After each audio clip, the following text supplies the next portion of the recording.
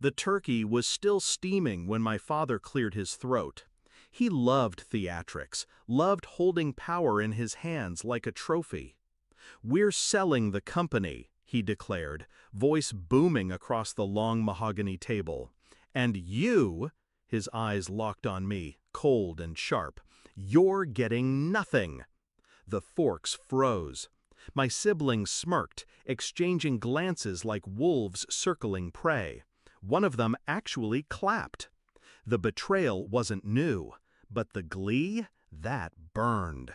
I didn't flinch. I just sipped my wine, calm, deliberate, letting silence stretch before I asked, "Dad, who's the buyer?"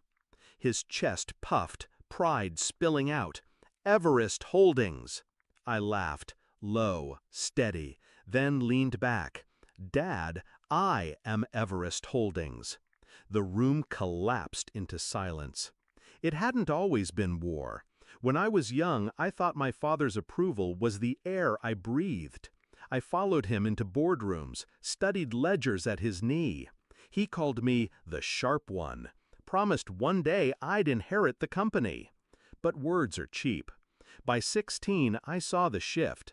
My siblings, the favorites, were handed allowances, cars, opportunities. I was handed criticism. Too intense, too ambitious, not a team player.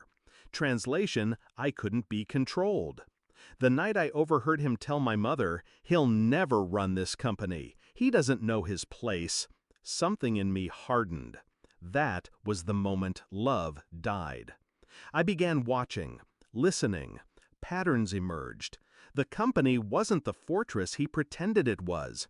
Deals were sloppy, records outdated, contracts left cracks wide enough for me to slip through. I started small, internships at rival firms, shadowing mergers, studying acquisitions like scripture. My siblings wasted their summers in Europe. I learned how money moved quietly, how empires were stolen without firing a shot. And I realized something. Revenge doesn't need rage. It needs patience. By 25, I'd built a shell corporation. Anonymous, silent, Everest Holdings. No one knew my name behind it. I spent years building its reputation, weaving trust with banks, investors, and lawyers. Piece by piece, it became untouchable. Meanwhile, I waited for my father's arrogance to blind him, waited for the moment he'd sell, certain he was cutting me out. And tonight, Thanksgiving night, that moment arrived, dressed in his smug smile.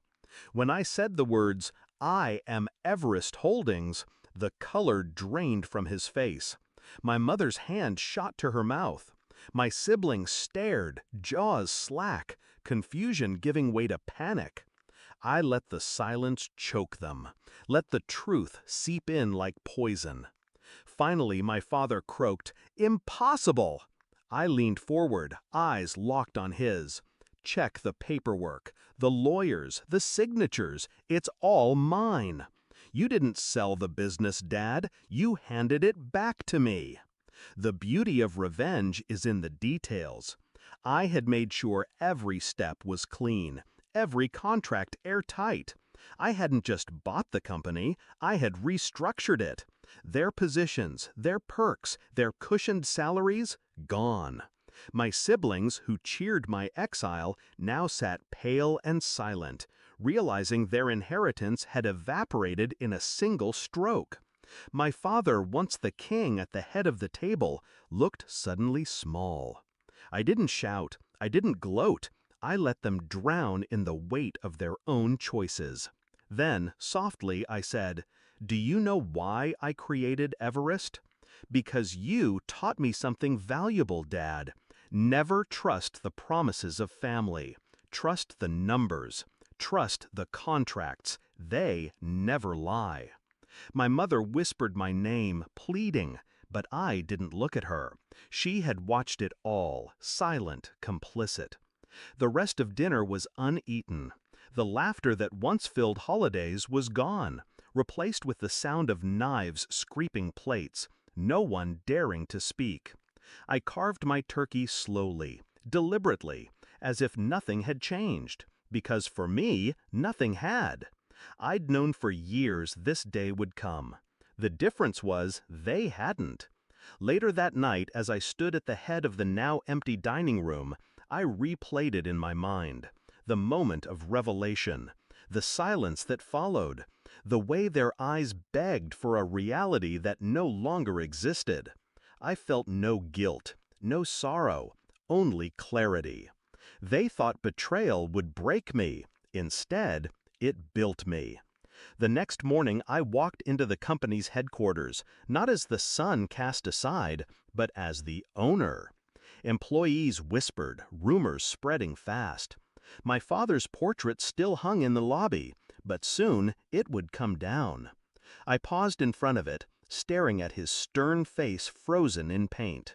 "You taught me to fight for respect," I murmured. "You just never thought I'd win."